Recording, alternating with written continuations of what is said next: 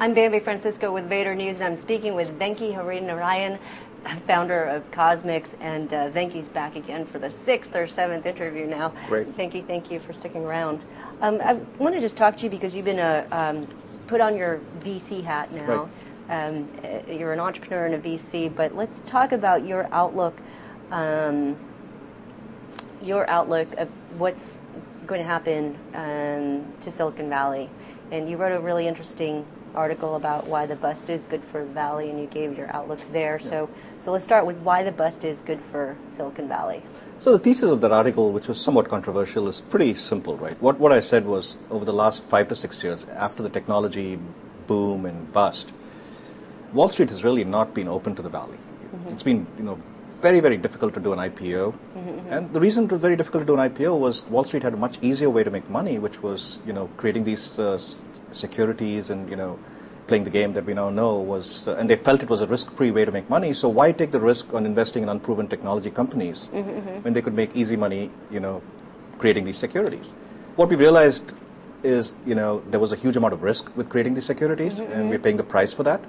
But the net was, there have been very few IPOs in technology companies over the last, 5 to 6 years. I saw that you wrote that it was about, there had been more IPOs in 2 years in the 90s than there had been over the last 8 years. Exactly. Yeah. So what it tells you is there was, the door to Wall Street has literally been closed over the last 8 years.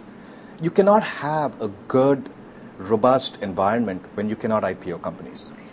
Because what happens is basically there are no, effectively, nobody's willing to take the risk of investing in these companies. So these companies have to really, really, really prove themselves out before they go there, and not every company can do that. So if we take a company like Amazon.com, in today's environment, they could not have IPO'd over the last 8 years. Right. There's no way you could have built a company as big and successful as Amazon unless somebody was willing to take a risk on a company which was not clear was going to win. They spent that money gambling. They should have spent it gambling on trying and exactly. companies on that creating could value. Potentially, exactly.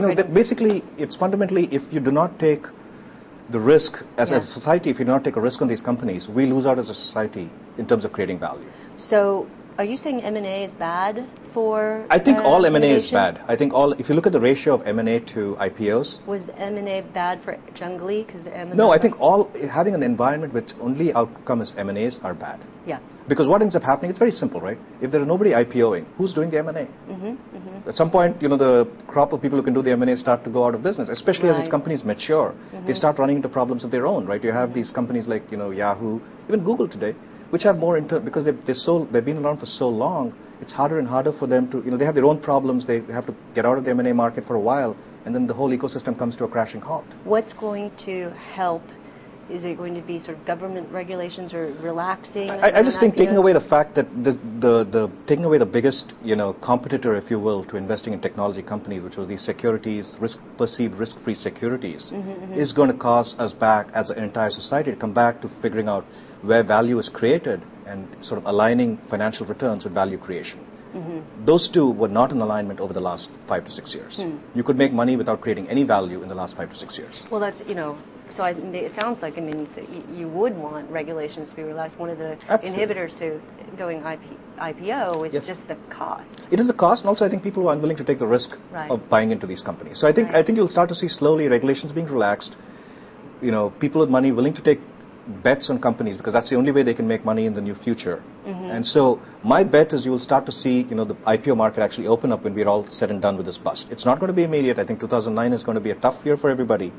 But and then as we look out, see a technology bust and bubble in 2012? So my view is the following, right? I think we unfortunately seem to be living in a world of bubbles. You have effectively a lot of free money now coming into the system.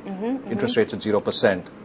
At some point, people are going to take this money and start making investments or bets with this money. Right. So if you have any disruptive technology that starts to happen in the 2010, 2011 timeframe, I think money will start to find a way around that particular theme. It's going to be back. So unfortunately, it seems like how we're operating for the last 10 years now. Well, that's okay. We've lived through it before, so. And we'll survive. Yeah. Okay. Thanks. Venky. I've been speaking with Venky Harinarayan. He's the founder of Kosmix. I'm Bambi Francisco.